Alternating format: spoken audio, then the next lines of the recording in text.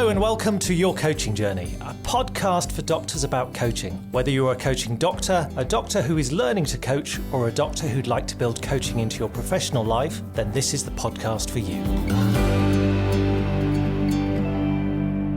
Hi, I'm Tom Dillon, and with me today is my co-host and business partner, Helen Leathers. Hello, Helen. How are you today? I'm very well, thank you, Tom. How are you? I'm very, very well. Thank you very much. Excellent. Yes. Looking forward to a deep dive into a very deep topic today. So we might have to caution people to just take care of yourselves whilst you listen. Yep. It is something that tends to evoke some emotion and some thinking about childhood stuff, so just be careful with yourselves. Yeah. Okay, this sounds like it's going to be intriguing. What is our topic for today? So our topic for today is transactional analysis. Now, we badge this as an approach to coaching, and it's not really an approach to coaching, but it's a branch of psychology, it's a form of psychotherapy that it's useful to have an awareness of in the coaching room. Okay, so where does it stem from? So it stems from the work of Eric Berne, who was a psychologist and a psychotherapist. And he was around in the sort of 50s, 60s. I think he died early 1970s.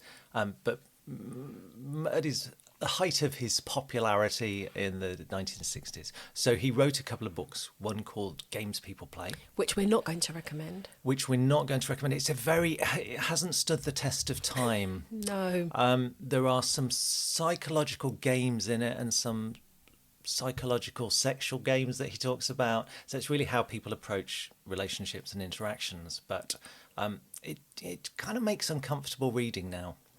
Our sensibilities around these. I mean, he wrote it at the time of the sexual revolution, so I suppose it was all very exciting to talk about. But no, I don't. I wouldn't recommend it. I mean, it's quite difficult. I don't think he was a great author, so it's a difficult book to read anyway. But I think a lot of people would object to the language he uses. You know, just because of that, some people are going to go and get that book. Yeah, definitely, now. But they've been warned. Just don't say we recommended it. So on the back of that, he wrote Games People Play, and he also wrote another book called What Do You Say After You Say Hello, which was again about relationships and how people approach relationships. And he introduced the world to the parent-adult-child model, which has become quite commonplace in management circles, at least. It's used in terms of thinking about how people show up in the workplace. And he also obviously introduced this idea of psychological games that people might play in relationships. And I think everyone can have some understanding that, quite often in relationships, what we say isn't necessarily what we mean. There are some games being played at times. Okay. So let's start with that parent-adult-child model, which you mentioned. It's a framework for understanding human behaviour, human interaction, communication, relationships. Tell me more about that. So it's a model that, if we think of a traffic light, let's imagine a traffic light. We're looking at a traffic light, and instead of the three colours, we've got those three circles, and they've got a P and an A and a C in, sort of reading down. So it's a pack model. So that's the traffic light. And in the top, the P stands for parent. And this describes an ego state that we might go into at some points in our interactions with other people. And we will have learned how parents behave from being a child. So throughout our childhood, we will have had that parent role modelled for us by our parents, by other influential adults in our lives. And it tends to get split into two. So we have the controlling parent, or the critical parent, those are interchangeable labels, the controlling or critical parent who tends to kind of make the rules, and they want the rules to be applied, and they tell you off if you haven't followed the rules. So we have that controlling parent. And then we have the nurturing parent who does what it says on the tin. They're very nurturing and they're very reassuring, and they want to help, and they want to, do your shoelaces up for you, that sort of thing. So that's the nurturing parent. And so that's an ego state that we might well go into because we recognise that's what parents do, and that's where we learnt it. We learnt it as a child. So I've started to talk about ego states. So just one thing to say about ego states is Berne's idea was that we kind of move between these ego states all of the time. So within an interaction, we might be in different ego states. And the ego states sort of come from the work of Freud. He had ego states. He had egos. So he had the ego, the id, and the superego. And really, whilst Eric Berne said, no, this is completely different, it has some relation to that Freudian concept. But what Berne would have said is, well, we can observe this happening. You can see this going on in an interaction between people. And I think he's right. We can observe it. And I think since then, Steve Peters' book, The Chimp Paradox, has simplified it even more. So Steve Peters has the chimp, and the chimp does what parents do, so the controlling parent, the nurturing parent, but it also does what the child does. Well, that's one of the other ego states. So Steve Peters is kind of, I think he's quite disparaging towards chimps, to be honest. I think chimps think a lot more. They're a lot more conscious of what's going on than he would give them credit for. They have theory of mind, chimps. Yeah. That's a great disservice to chimps. Anyway, so go back to Berne. So we've got this parent ego state that's split into two, nurturing and controlling. That's the So top. that's the top traffic light. And then we have the middle traffic light, which is adult. So this is how we show up every day in a very normal conversation. For the most part, you and I on a podcast will be in adult to adult Most of the communication. time, yeah. Sometimes we become childish, but for the most part, it's adult to adult. And we don't really have any reason to stray out of that. So that's the adult. That's quite very simple. That's just, okay, I'm showing up, this is what's going on, and I'm dealing it in a very rational and just a normal way. So that's the adult. Below that, we have the child ego state. So that's the bottom circle. And the child is how we learn to be as a child. So in interacting with these parent figures and how they showed up, we had to find a way to navigate that as children. So we found strategies. We found a way to be as children. And that's what we bring through from our childhood into our adult way of being, and we do it unconsciously. So we don't know that we're channeling that child ego state. We just go there because we had years and years of conditioning. So, Just to kind of mix the approaches. So if you think about behaviorism and Pavlov's dog and all of that, so that conditioning goes on for all of us, and throughout our childhood that will have happened. So we come out of our childhood and enter into the adult world, but full of conditioning that's gone on for years. so what would you say was an example of that sort of child behaviour that helps us to get through and navigate childhood? So, I think if we've got a very controlling parent, so let's say we've got a father, let's be stereotypical, and let's say we've got a father who makes the rules. You have to follow the rules, otherwise you're in trouble and you're punished for not following the rules. So that's an environment that a child will find themselves in. Now, they may well become an adapted child. So they go, oh, okay, there are rules that I have to follow, otherwise bad things happen. So I'm going to follow the rules. So that's the adapted child. So that's part of that. I think I'm one of those. Okay, I think good. that's how Well, I did. yes, I navigated my childhood. Yeah. But there will have been times as a child where you were in free child, where there are no rules. You might be out playing with your friends, where you're just at play. Whenever I think about the free child, I always think of it. Do you remember the TV sitcom Birds of a Feather? There was a bit, I never really liked the programme, but I loved the bit at the beginning where the two actors that played the adults, they had a clip of them on a cine film of them just running across a field, laughing. Just for fun, they were just running. And I think that's free child. They're just child at play. Just being children. Yeah. Which we tend to lose a little bit as we grow up, but that's the free child bit. So we have a free child and an adapted child. Within the adapted child, so you are someone that followed the rules. Yeah. We might have someone that becomes rebellious. That sounds a bit more like you. That sounds a little bit like me. Yeah. But actually, interestingly, I grew up in a household where my dad did make the rules. He wanted you to follow the rules, and if you didn't follow the rules, you would be punished. And I was I knew how to follow the rules, but I did become a bit rebellious, but very quietly. Very sort of, covertly rebellious. I didn't want to be in trouble, but I didn't really want to follow the rules either. So I would find ways to break the rules quietly. So yeah, I think again that sort of followed me into adulthood. I do tend to break the rules. You do, yeah. Now, so this is a model of human behaviour. Now, we're not saying that parents shouldn't make rules and nurture children and keep them safe. Yeah. And children shouldn't follow those rules. And that's a normal parent-child relationship. Absolutely, yeah. And I think whenever we do this work, and obviously it's one of the approaches that we use on our transformational coaching diploma, it's probably the one module, it's like the deepest module, and it's the one where people come back and go, oh, that was a heavy week in terms of learning, because it does take people back to sort of childhood, and actually gets parents who are doing the course to think about the way that they're interacting with their children. And they go, oh, I've just realised I've ruined my children's lives. They're 10 now, it's too late, I've done it. But I think it's really good for parents to think about how they interact with their children. And of course they haven't ruined their children's lives. Of course not. No. No.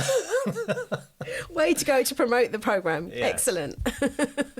So, no, but I think it is important. And I think what we have to accept is that our childhood, and just to let parents off the hook a little bit, it's how the child interprets their environment. So it might well be that their parents have no intention of having really strict rules. There are some rules to keep their children safe, but they're not monsters. They're not, tyrannically trying to enforce rules, but the child might take that. So if you are someone who has that adapted personality and there are rules, you'll just follow the rules. If you have a rebellious personality, you will rebel against the rules. So the same family household could raise different children that have different approaches, and they just found a different way to navigate it. We're not saying that parents shouldn't be parents. Parents have every right to be parents. I think it's just interesting to think how we as adults have brought through our modelling of parenting from our parents, but also how we behave as adults will be a reflection of some of the strategies we learned as children. And so sometimes we can bring those interactions, those transactions into our what should be adult to adult conversations. And that's when things start to get tricky. Yes. So when one adult tries to control another or have rules, or one adult ends up behaving in a childlike way to a situation that perhaps they could deal with in a more adult way. Would that be fair to say? So I think within organisations, whenever I do this sort of work, training around this with organisations, we always say that an adult-to-adult relationship is probably what you are aiming for most of the time within an organisation. Not all of the time, because actually free child, if someone can go into that channel that ego state, that's a very creative space. So if you're doing creative work, you might want to go to child. We were at a conference recently, and there was a guy there who does primal play, where he gets people to crawl around the floor like animals. Yeah. Well, that's definitely tapping into that free child, and it's somewhere that quite often as adults we don't really experience that often. I think we're all capable of it, but we don't. I see, if you ever watch a football match and you see men jumping up and down on the terraces when their team scores, that's free child. Suddenly all the rules have gone, and they're all hugging each other and jumping up and down. And I think quite often that's the only time men go to that place of being in free child. There's probably a lot of women that would disagree with that, but that's a very obvious way in which men will become free child.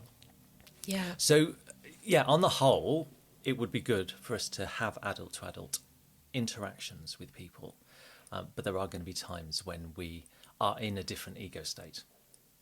So I had a conversation the other day where it was a difficult conversation. It was a negotiation. For the most part, I was in adult. I was curious about the other person's perspective. I was trying to see things from their point of view. There was a point in the conversation where they were challenging, and I knew, and I could hear my dad's voice, I knew that I'd gone to that controlling parent, and I just went, nope, that's not happening. Something in me changed in that moment, and I went, nope, that's not happening. And how did they react? And interestingly, they went to a child ego state and went, Oh, what? Well, that's not fair. Why? It was a real strange dynamic that they suddenly went to a, oh. And then actually, in them going to that child state, I suddenly came out of that control and just went back into adult and carried on with the conversation, and the conversation ended reasonably well. The negotiation came to an end, and we parted on fairly good terms. But there was just that moment in it. So I think it's quite a fluid thing. We're not always going to be the controlling parent. We're not always going to be the adapted child. We will fluctuate between those different ego states. Within one conversation, we could be in all three ego states. But ideally, we want to be able to observe that and to get back into an adult-to-adult conversation. Yeah, I think the good conversations happen when both people are in adult. But obviously, when people are having difficult conversations, it's very easy to channel those ways of being that we learned throughout our childhood. So, if ever you're complaining about something in a restaurant or, on the phone to a call centre or something, chances are you're going to go to controlling parent and you're going to be demanding what you want, and this isn't right, and that's a controlling parent. So I think quite often the opposite of that comes out in people in terms of the nurturing parent. And we see this a lot in the coaching room of people showing up saying, well, I've got too much work, I'm doing everyone else's work. Now, that generally comes from a place of being the nurturing parent, and someone else going, oh, I'm really busy. And go, oh, don't worry, I'll do it for you. So they have that nurturing approach to the people around them. So I think it's very easy to slip into that as an ego state. Interesting. So we'll talk some more about ego states. We're going to do a whole podcast just on ego states. Yeah, we could talk for a long time. So if people can just take from this those three ego states, if you think of a traffic light model, parent, adult, child, PAC,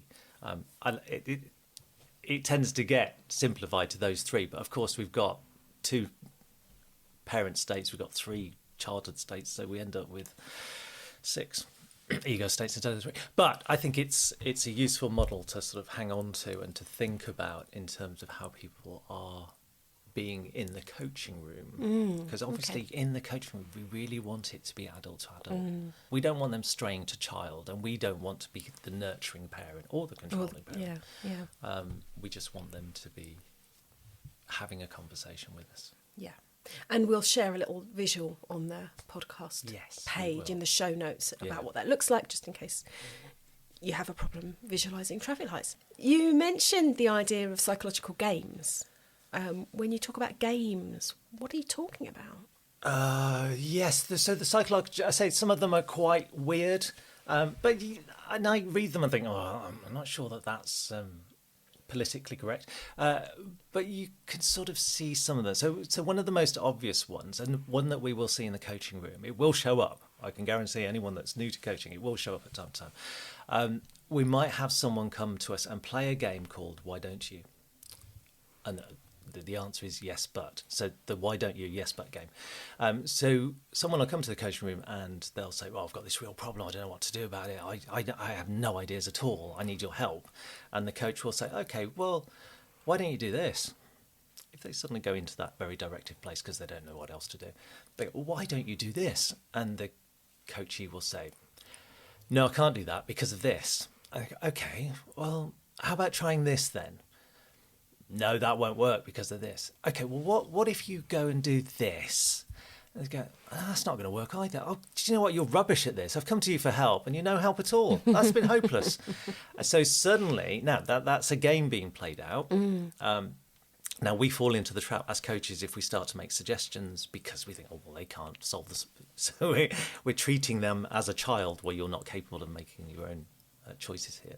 So we go to that sort of nurturing parent and we start making suggestions. So we're playing a game, but their game is to make us look foolish in the end. So they don't want to be helped really in that sense. They want to prove that you can't help them. So they will let it go so far and they'll exhaust all of your choices, your options that you come up with. And then they'll go, no, that was rubbish. And then you suddenly feel foolish and de-skilled because I'm a rubbish coach. I've not been able to help at all. And they walk away in sort of righteous indignation that you call yourself a coach. Now, that doesn't happen to me because I don't make suggestions. But it would be easy to slip into for some people. Absolutely. Especially early on when you're learning to move into that non-directive space. Yeah. But I think recognising that some people will come to play the game. Unconsciously, of course. Yeah. Well, maybe consciously. It might be something they do. But it might be something that actually they do in real life as well. That's a game that they play with other people. So I think being able to recognise it in the coaching room is important. Now, I don't want to go into all the other games, but that was a concept that he brought, that people will have games that they play. And sort of ulterior transactions, he calls them. So it's transactional analysis. So you and I, on the face of it, could be having a very normal conversation, but underneath there might be a psychological game being played. So, and I might say to you, "Oh, where are my car keys?" And you might be going, "I don't know. Where did you leave them?" And we could start. You could see how that could, on the surface, 'cause it's very adult to adult. Oh, I don't know. But if we kind of change the tone of it, go, "Where are my car keys?" Well, I don't know. Where did you leave them? And suddenly there are different roles being played, and it becomes a bit of a game being played out. So I think it's in any relationship, it's possible for these games to surface and to become part of the way that people organise their lives. Yeah. So obviously we would never do that, but No, of course. But you can see it, and if you watch other people, you can see it being played out. Fascinating stuff. So we've got ego states, we've got psychological games that you mentioned. What else does transactional analysis provide us with as coaches?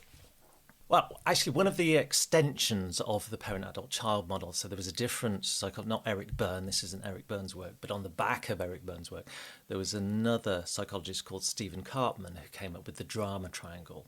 And it's really just relabeling some of those ego states as part of a game. So within the drama triangle, you will have the persecutor, that tends to be the controlling parent. You will have the rescuer, who's nurturing parent, and then you will have the victim, who's the child. So if you think about that, and we'll do a visualization for this as well. So if you think of an inverted triangle, is that the best way to Point downwards. Yes. An inverted equilateral triangle. There you are, my geometry is coming back to me. so a triangle with the point downwards. The victim would go at the bottom because they are seen as one down, less than both the rescuer and the persecutor. So that's their position in life is one down. So they're the victim. And then you have, say, the rescuer and the persecutor, and a drama gets played out. So the victim will see themselves as helpless. The rescuer will see themselves as heroic. The persecutor will probably not see themselves as anything other than them. Well, I've got some rules and you have to follow the rules, otherwise bad things happen.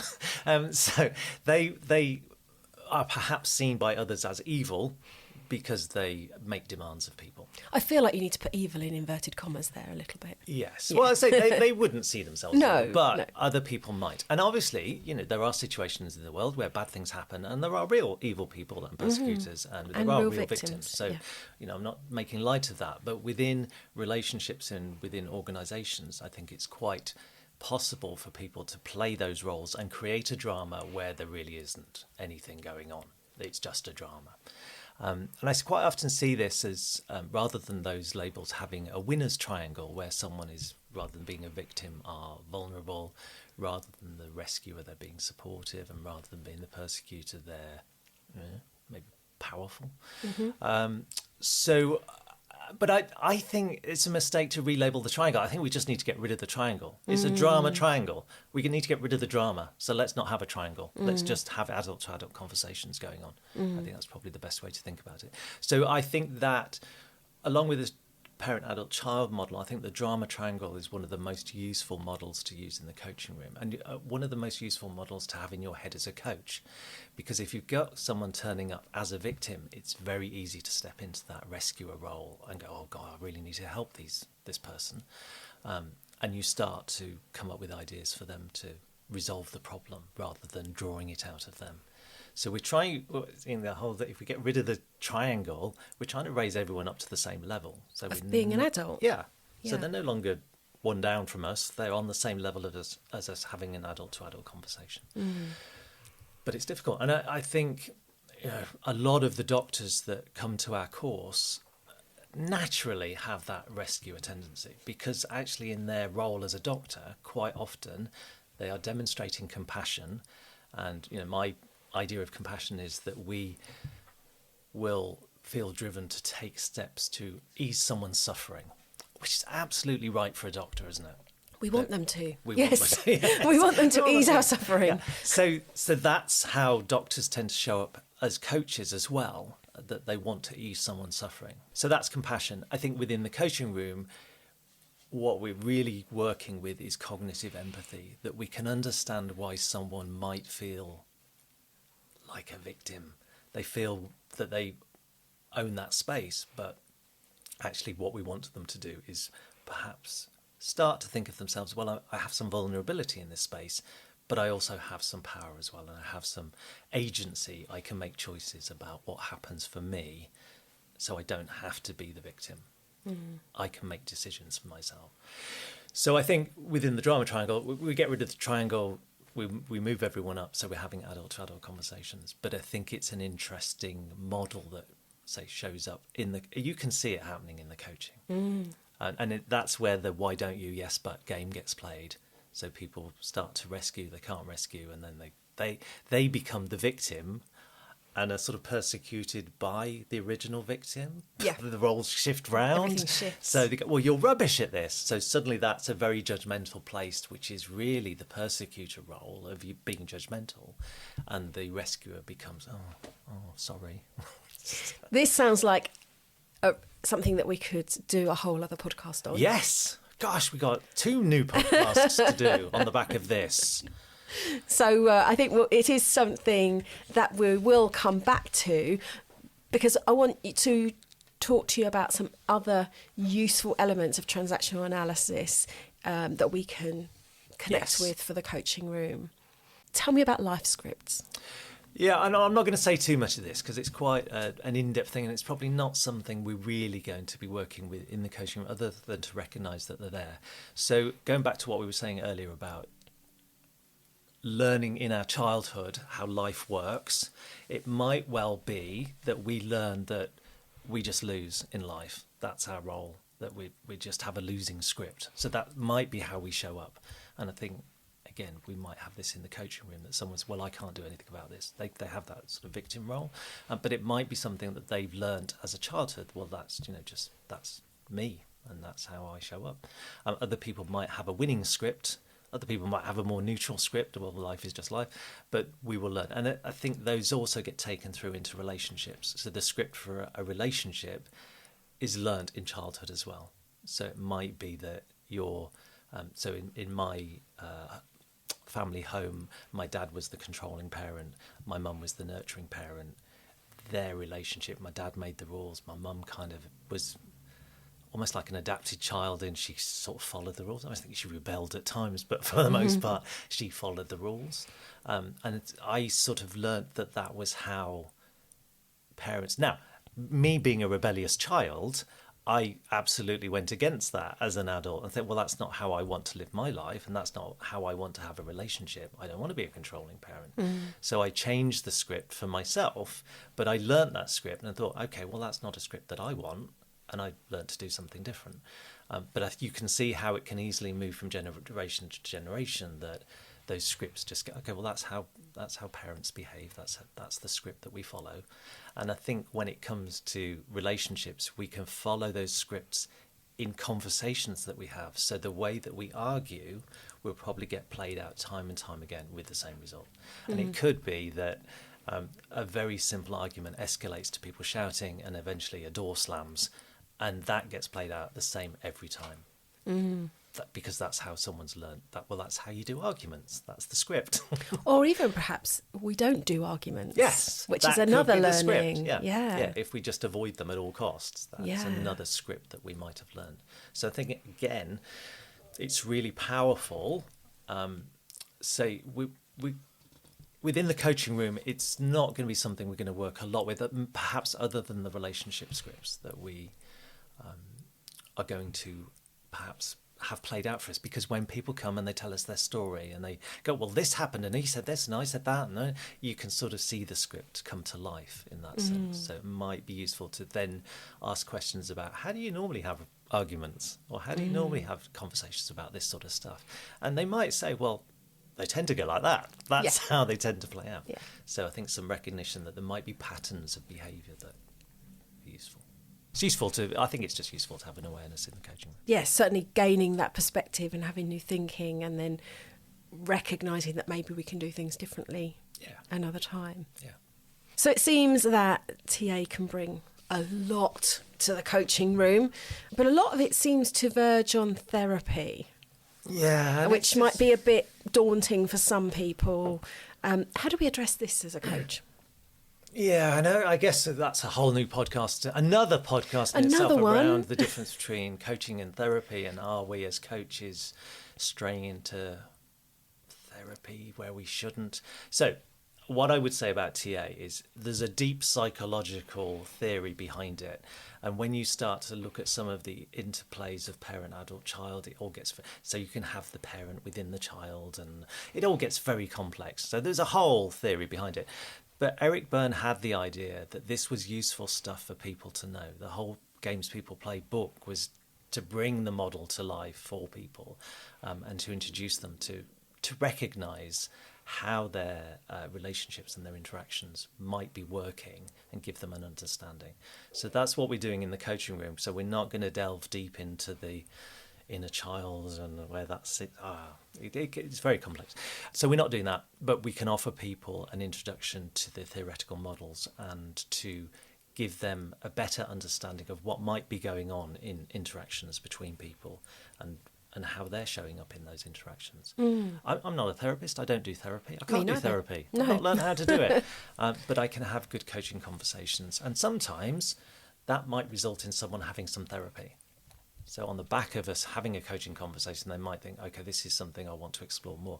I've recognised that there's a lot of child stuff for me that I brought along, and it's not useful. Now, within the coaching room, it's very difficult for us to unpick any of that. We've got an hour and a half with someone. We might have 6 conversations of an hour to an hour and a half where we've got other things to talk about as well. So we can't unpick a lifetime of learning. They've got deeply embedded scripts that we're not really going to be able to unpick those. So it might well be that therapy is the right place for them to move it on to. And I have no qualms about that. I think if we do good work in the coaching room, it brings up stuff that someone wants some therapy around, that's good work. Yeah, that's a good outcome. Yeah. But equally, people who don't need therapy will still have these social interactions. They'll still have these transactions. And I know, as someone who, I like to think I'm well-grounded, emotionally intelligent, and for the most part, behaving as an adult. I'm saying nothing. Okay, good. And I can see patterns of behaviour when I look at transactional analysis. I can look at my life, see patterns, see learnings, and gain insights from having that understanding, and perhaps change those patterns of behaviour. So this is a model, it seems, that can be used in the therapy room and can be used with people in the coaching room to explore their relationships. Yeah, and people can do it on their own, So when I was learning more about transactional analysis to use it in my coaching, I read the Transactional Analysis handbook, and I remember being on holiday reading it. It was a strange poolside reading. But I, for a couple of weeks, had dreams about my dad and kind of was churning stuff over about my dad. I didn't go for therapy around it. I worked it out for myself. So there is that opportunity for us to think about, that's something I've never really stopped to consider before. But all of that stuff from my childhood does have an impact on who I am as an adult. And that's self-awareness and that self-exploration, I think, is really healthy. That personal development. It might be uncomfortable for a couple of weeks, but it doesn't mean that we're suddenly going to end up a quivering mess because of it. We can work through it ourselves. But if you think about the approaches that we use on the transformational coaching diploma, we use person-centered coaching. It comes from therapy. We use solution focused. It comes from therapy. We use Gestalt. It comes from therapy. So I think most of the coaching approaches in one way or another have come from a therapeutic approach. I don't think we have to be shy about that. I think that's fine. Because it's also useful in a non-therapeutic situation. Yeah. Excellent. Okay, so lots to think about in transactional analysis, and there's more, which probably we will do in a follow-up podcast. Yeah, there are. Part 2. There is lots more. On the course, we talk about drivers, we talk about childhood messaging. There's an awful lot more that we could talk about. Again, material for another podcast. But I think that's given us a good introduction to transactional analysis and how it might show up in the coaching room and how we might start to explore it with our coachees. Excellent. Thank you for a fascinating conversation around transactional analysis. And what are we talking about next time? Next time we are taking one of these topics, the parent-adult-child model, and we're going to explore it in more detail. Fantastic. I shall look forward to that. So nice follow-on from this one. We're just going to deep dive into the parent-adult-child model. Brilliant. Well, I look forward to that. And if you'd care to subscribe to our podcast, you make sure you never miss an episode. And if you are interested in our transformational coaching diploma, do drop us a line. We'll be happy to share some more details about it. Excellent. We'll see you next time. See you next time. Bye-bye. Bye.